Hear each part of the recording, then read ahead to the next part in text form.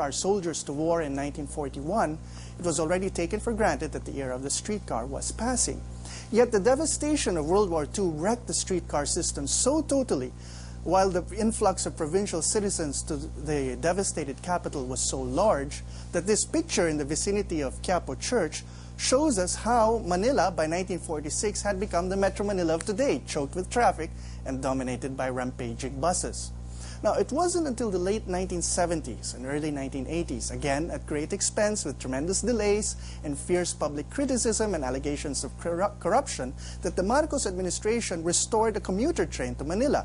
But this time, the elevated railway, because by then Metro Manila's pre-war street grid could barely contain vehicle traffic, much less accommodate a railway going in between. And so the plans have expanded since then, as you see here, and you can find these maps on our website, theexplainer.com. And if it ever becomes completed, the elevated railway network promises to make the bus and jeep obsolete.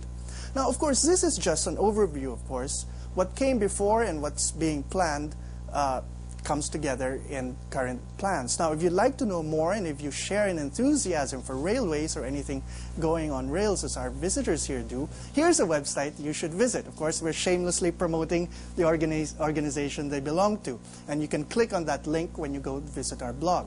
And as we mentioned, skyscrapercity.com has tons of interesting message boards on infrastructure projects. Now, in this case, ordinary citizens undertaking ocular inspections of the North and South rail stations. Check it out. So when we return, we'll talk to our guests here some more about railways and RIS.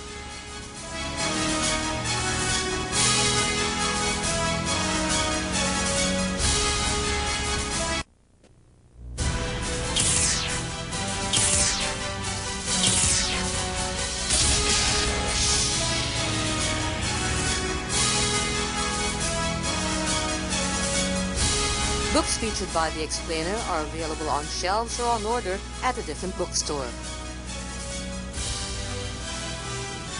Okay, it's useful that we had that reminder from a different bookstore, because I'd like to start by recommending this book, The Colonial Iron Horse, on which we based the research for the beginning of this show, which covers the pre-war history of the Philippine Railways by Mr. Corpus. So if you'd like to read it, it's available at the University of the Philippines Press or in most bookstores.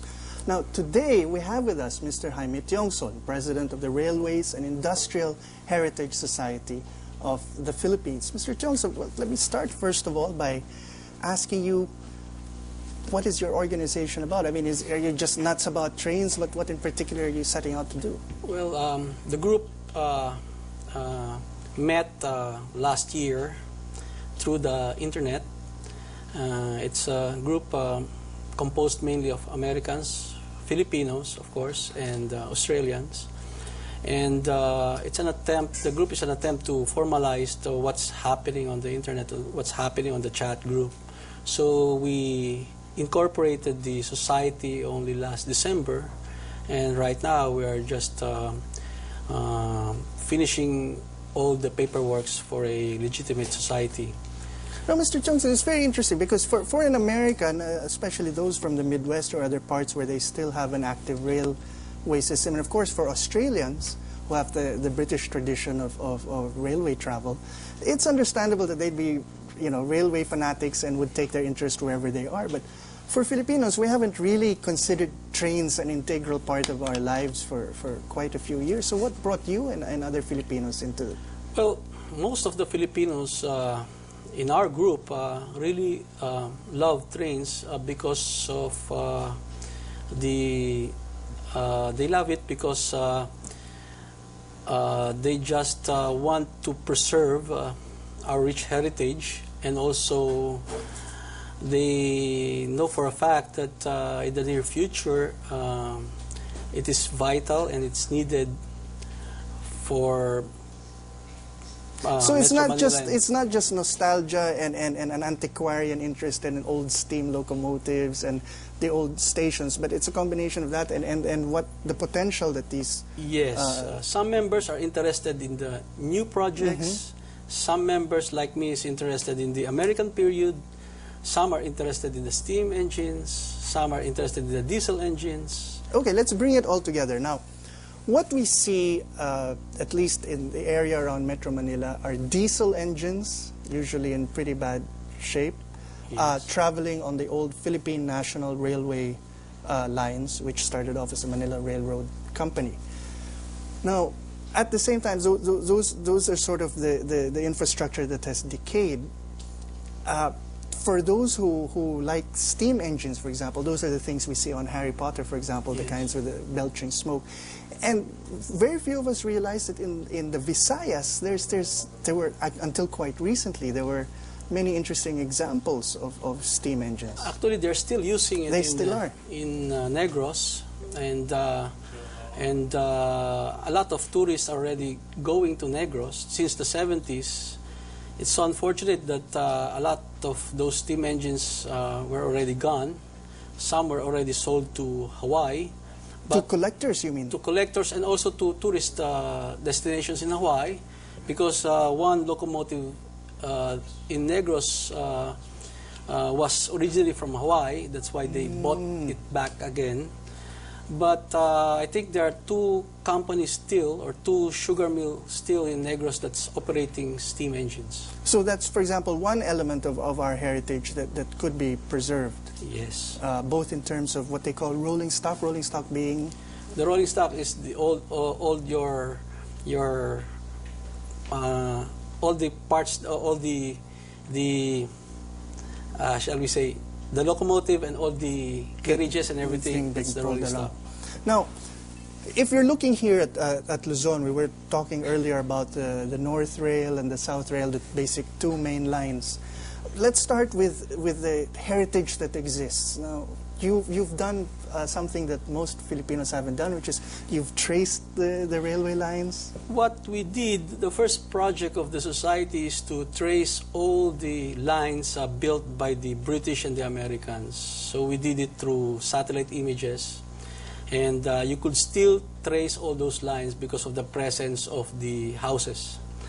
And we were able to trace all the lines to Antipolo, to Cavite City, and Cavite City passes through Manila, then at the back of St. Scholastica, then the Tramo in Pasay, then passes beside Pildera of the Manila International Airport, then ran across the our international airport all the way to Cavite.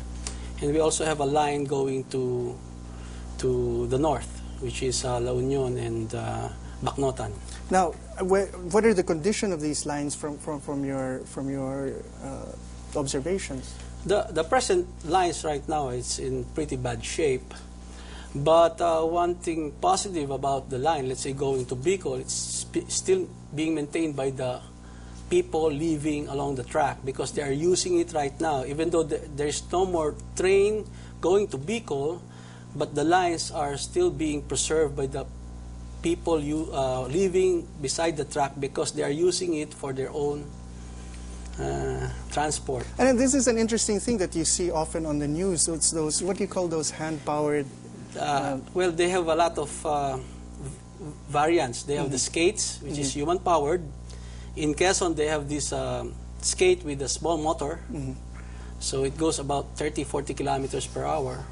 So in those areas, even though you may not have a functioning train system, people are using the tracks. They're using the track and they're preserving the tracks. In fact, in one of my trips during the 80s, the Magdalena line in Laguna, although they closed it during the 50s or 60s, they're still the tracks are still there because the people are using the railroad track. And most of the tracks, they call it Daang Bakal in Tagalog. And also in many of these old lines, you have individual stations, some of which date to Spanish times, to early American times, and that sort of thing. Some of them have been demolished, but you're campaigning to preserve. Right now, our society is campaigning to preserve what's left in most of the stations that were built during the Spanish and American time. And one of our projects is really to preserve Paco Station, because Paco Station was built between 1912 to 1914, and we have some photos that it was already finished by 1915, so older than your Manila And City it's Hall. always been a landmark